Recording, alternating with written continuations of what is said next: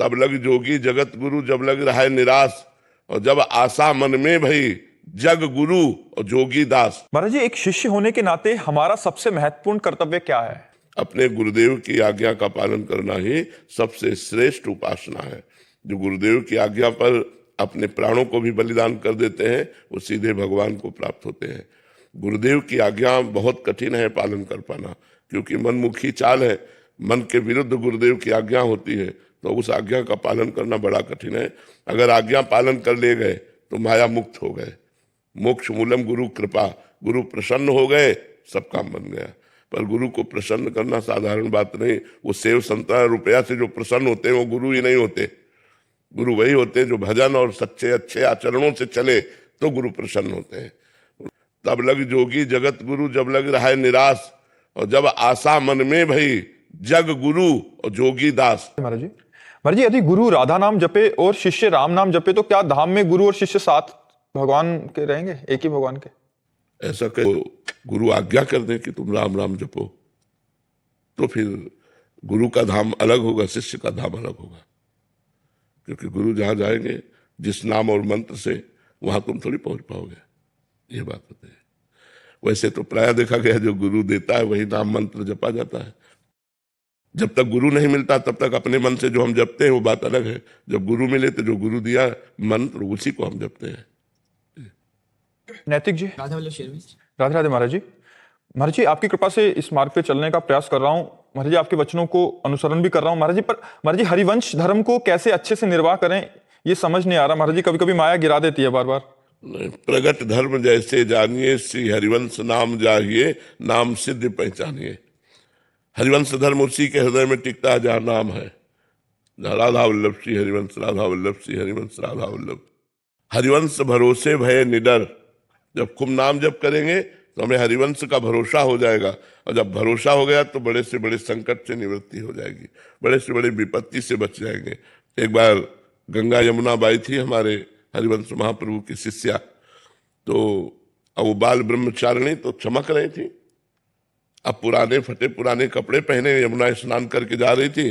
अकबर बादशाह का भांजा अजीज बेग शायद उसका नाम था, उसने दूर से देखा इतनी सुंदरी स्त्री तो उसका मन काम से युक्त हो गया। लोगों से बातचीत की, ये कौन है? तो बोलते ये फकीर है, ये तो बाबा जी है। तो उसने सोचा कि ऐसे डायरेक्ट तो समाज विरोध कर देगी अगर हम कुछ छेड़ते हैं। तो बुद्धिमान था, उसने 2 वेश्याएं लगाई मथुरा में, वो टिका हुआ था। 2 वेश्याएं लगाई कि अगर आप हमारे महल तक उसको ला सको तो तुम्हें मुंह मांगी रकम देंगे। तो वैश्याओं ने साधु का वेश धारण किया और जाकर उनके पास बैठ गए और भगवत चर्चा करने लगे। तो उन्होंने उनका आदर किया, भगवान की चर्चा करती है, संत वेश है। और रोज आने लगी, 10-5 दिन केवल भगवान की चर्चा की। वो सीख के आती थी और भगवान की चर्चा, तो बड़ा आदर करती कि आपने हमारे भगवान का यश सुनाया, और बैठालती आती। फिर एक दिन नहीं आई और दूसरे दिन फिर आई। तो उनका कल आप नहीं आई थी?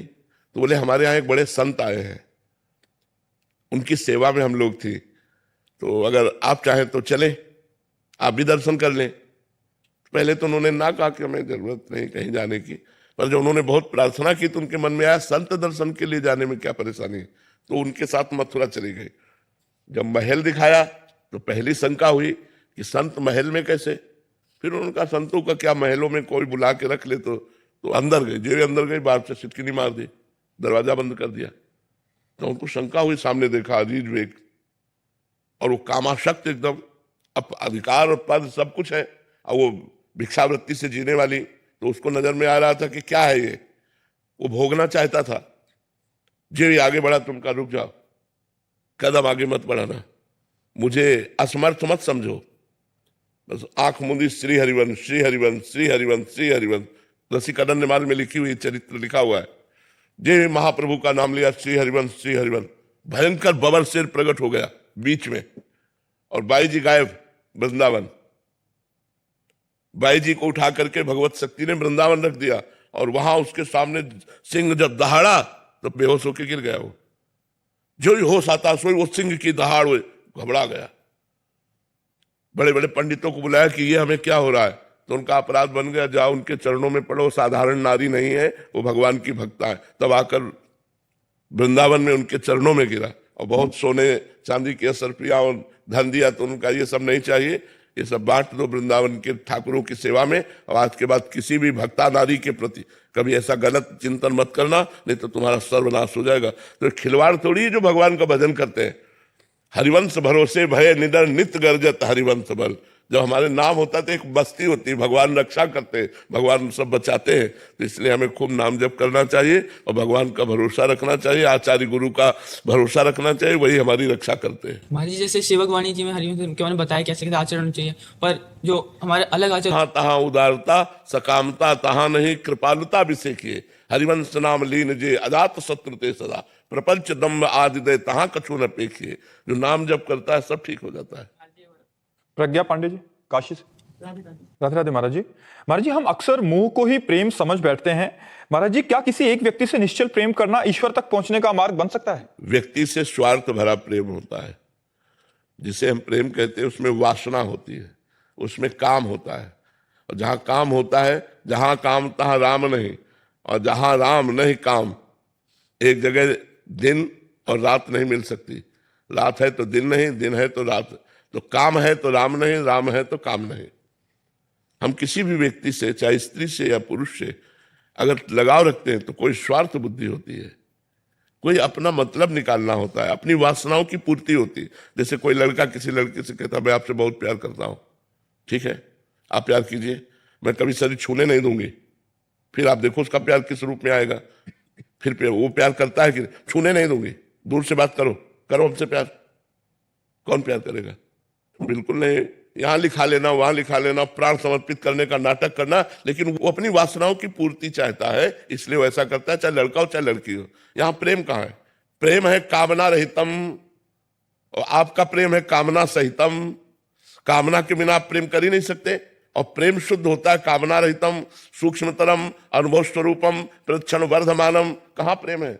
यहां प्रेम है, यहाँ प्रेम नहीं, यहाँ स्वार्थ है, यहाँ काम है, प्रेम नहीं है। एक से मन नहीं भरा, दूसरा ब्रेकअप, दूसरा बॉयफ्रेंड या दूसरी गर्लफ्रेंड, ये क्या है? प्रेम है? एक बार जिससे प्रेम किया, आजीवन निर्वाह किया, उसका नाम प्रेम है। वो कैसा है ये नहीं देखा, एक बार प्रेम कर लिया तो जीवन भर निर्वाह किया। अब यहाँ तो एक गंदगी बढ़ रही है, दिमागों में, शरीरों में वासनाओं के खेल बढ़ रहे हैं। ये हो क्या रहा है हमारे समाज को? कौन सा दिमाग खराब हो गया है कि कौन सी पद्धति चल रही है? फिर आपका ब्याह होगा, आपको एक पति से संतोष होगा? आपका ब्याह होगा, आप एक पत्नी पे संतोष कर पाएंगे? फिर आपकी गृहस्थी क्या होगी? कूड़ा हो जाएगी। वो दूसरे से प्यार कर रही, तुम दूसरे से मिल रहे हो, क्या मतलब रह गया पति पत्नी का? क्या मतलब रह गया एक अच्छे मित्र का? अच्छा मित्र वो नहीं बन सकता जो व्यभिचारी है, जो गंदे आचरण वाला है, वो कभी अच्छा मित्र नहीं बन सकता। वो सदैव चार को भोगने की कोशिश करेगा, वो एक में संतुष्ट नहीं रहेगा। हमारी बातें अच्छे से समझ लो। इसलिए सबसे प्रार्थना है, जीवन को पवित्र रखो, और जब पति मिले तब उसी से पूरा प्यार करो, और ऐसा प्यार करो कि वो चाहे जैसा हो हम निर्वाह कर ले जाए, पूरे जीवन भर निर्वाह कर ले जाए। तब तो ये हमारे सनातन धर्म की रीति है, ये हमारे भारत की रीति है। हम विदेशी रीति की बात नहीं करते, भारत की जो रीति है उसके अनुसार चलो। एक बार हाथ मिलाया, आजीवन निर्वाह किया। ये डिवोर्स शब्द आना ही नहीं चाहिए।